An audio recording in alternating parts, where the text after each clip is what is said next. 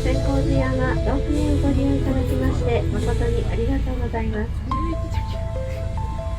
スタンドフリーまではおよそ3分で到着いたします。鉄道、時の鐘、除夜の鐘としても知られ、日本の音抜け100選にも制定されております。右手、尾道水道を挟みまして左右が向かい島でございます。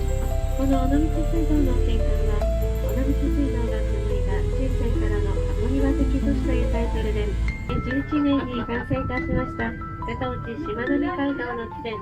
新尾道大橋でございます。今は15分ごとに運転いたしておりますが、乗車定員に達しますと臨時便となり、時間が不定期となりますのでご了承ください。